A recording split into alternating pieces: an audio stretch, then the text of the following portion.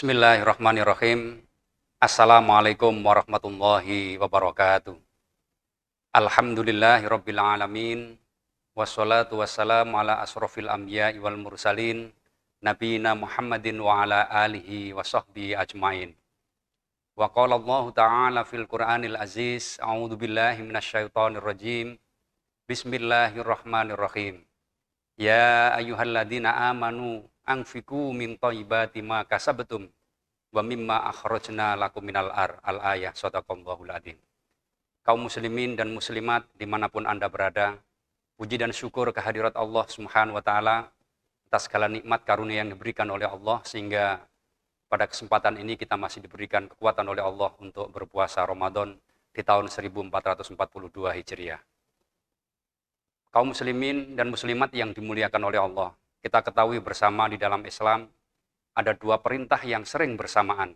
Yang pertama adalah perintah sholat, yang kedua adalah perintah zakat.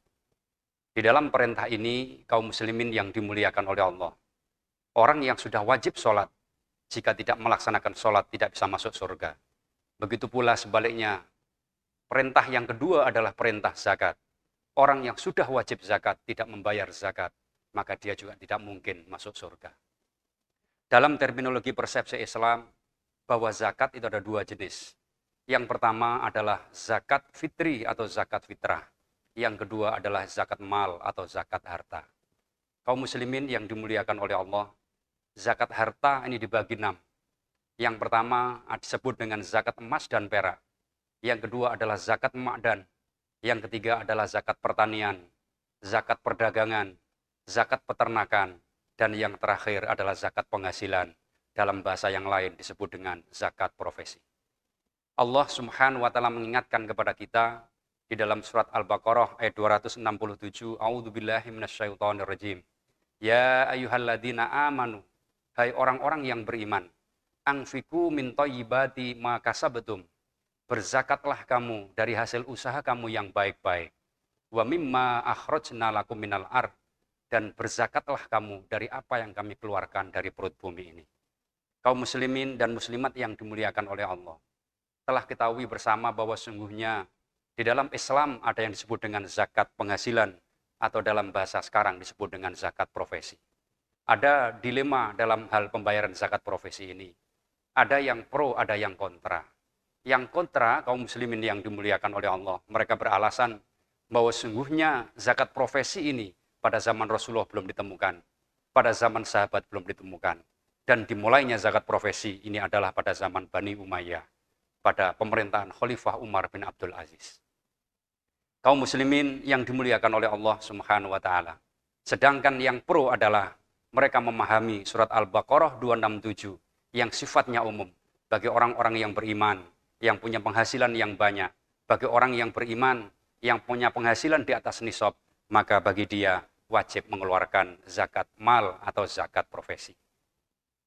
Nah, kaum muslimin yang dimuliakan oleh Allah, hal ini sesuai dengan apa yang diperintahkan Rasulullah SAW kepada sahabat Mu'ad bin Jabal. Wahai Mu'ad, khud min aghniyaihim ila fuqaraihim. Ambillah zakat orang-orang yang kaya di negeri Yaman itu dan berikanlah kepada orang-orang miskin di negeri Yaman.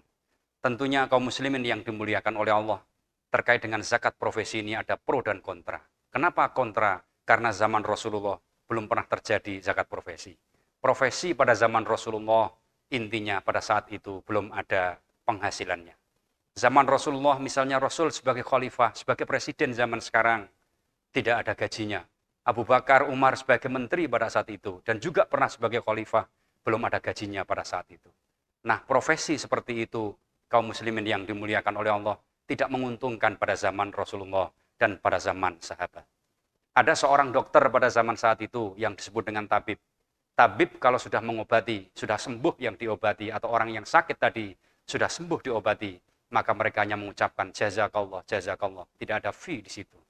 Nah, dalam perkembangan Islam sekarang ini dan akhir-akhir ini, dengan umumnya ayat tadi itu, dengan hadis Rasulullah memerintah Mu'ad bin Jabal untuk mengambil harta zakat kepada orang Yaman yang kaya-kaya, untuk dibagikan kepada orang fakir miskin di Yaman yang miskin-miskin tadi. Kaum muslimin dan muslimat yang dimuliakan oleh Allah Subhanahu wa taala. Oleh karena itu, dalam terminologi persepsi Islam, para ulama seperti Profesor Yusuf Al-Qaradawi, Wahbah Az-Zuhaili dan yang lain sebagainya, mereka juga memerintahkan, mereka juga memberikan pendapat yang sama tentang zakat profesi ini.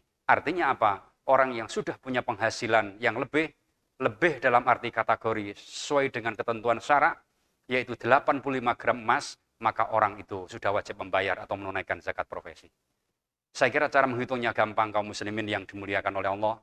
Yang pertama adalah ketika penghasilan dia dalam 1 tahun melebihi harga emas 85 gram emas, maka dia sudah wajib mengeluarkan zakat profesi. Contoh misalnya, 85 gram emas, kalau kita hitung harga emas sekarang yang standar, harganya 600.000 per gram misalnya, maka jumlahnya adalah 51 juta. Orang yang penghasilannya di atas 51 juta per tahun, maka dia sudah wajib membayar zakat. Kalau dibagi 12, kurang lebih sekitar 4.250.000 rupiah. Artinya apa? Orang yang punya penghasilan, yang penghasilannya di atas 4.250.000 ke atas, berarti dia sudah wajib membayar zakat.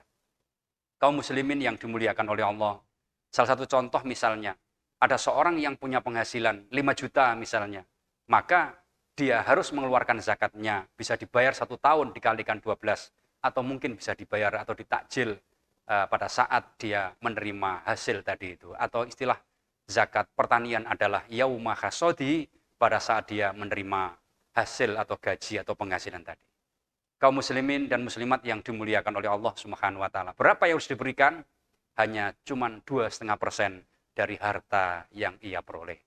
Oleh karena itu, kaum muslimin yang dimuliakan oleh Allah, saya kira sudah layak orang muslim untuk membayar zakat. Coba kita bandingkan saudara kita, petani, yang begitu luar biasa pekerjaannya, mereka sudah kena bayar zakat. Sementara kita umat Islam yang kaya-kaya tidak wajib membayar zakat. Sungguh sangat ironis sekali. Kaum muslimin dan muslimat yang dimuliakan oleh Allah. Yang terakhir adalah cara menunaikan zakat profesi. Ada 3 cara. Yang pertama, zakat profesi itu dibayar pada saat mereka menerima gaji bruto, artinya gaji kotor. Contoh misalnya, ketika dalam 1 bulan penghasilannya 8 juta per bulan, maka dikeluarkan saat itu juga sebelum dikurangi apapun, yaitu 8 juta kali 2,5%, kurang lebih sekitar 200.000 rupiah setiap bulan. Ini bisa dibayar 1 bulan sekali, saat itu juga pada saat menerima penghasilan, atau bisa dibayar haul atau dalam waktu 1 tahun. Yang kedua, kaum muslimin yang dimuliakan oleh Allah, cara membayar zakat profesi, yang kedua adalah bisa dikurangkan biaya operasional. Contoh, kita bekerja dalam 1 bulan penghasilannya adalah 8 juta. Pekerjaan kita tempatnya di Surabaya. Dari Surabaya Sidoarjo kita perlu operasional BBM, dan lain sebagainya, kurang lebih sekitar 2 juta dalam 1 bulan. Maka zakatnya adalah 8 juta dikurangi 2 juta operasional, tinggal 6 juta. 6 juta kali 2,5%, kurang lebih sekitar 150.000 rupiah. Jadi zakatnya kurang lebih sekitar 150.000 rupiah per bulan. Kemudian yang ketiga, kaum muslimin yang dimuliakan oleh Allah, zakat profesi dikurangkan dari kebutuhan hidup sehari-hari. Contoh misalnya, ketika ada orang yang bekerja, kemudian dia penghasilannya seluruhnya 8 juta, maka kemudian kebutuhan hidup sehari-hari sekitar 3 juta atau 4 juta, maka masih ada 4 juta sekian, maka 4 juta sekian itu dikalikan 2,5%, dibayar zakatnya. Namun kalau penghasilannya itu 8 juta, kebutuhannya 6 juta, maka tinggal 2 juta, maka orang ini tidak wajib membayar zakat. Saya kira itu para kaum muslimin yang dimuliakan oleh Allah. Mudah-mudahan spirit Ramadan ini menjadikan kita untuk gemar berzakat sebagaimana yang diajarkan oleh Rasulullah, dan gemar berzakat sebagaimana diajarkan oleh para sahabat zaman dahulu. Terima kasih atas segala perhatian. Mohon maaf kami akhiri. Wassalamualaikum warahmatullahi wabarakatuh.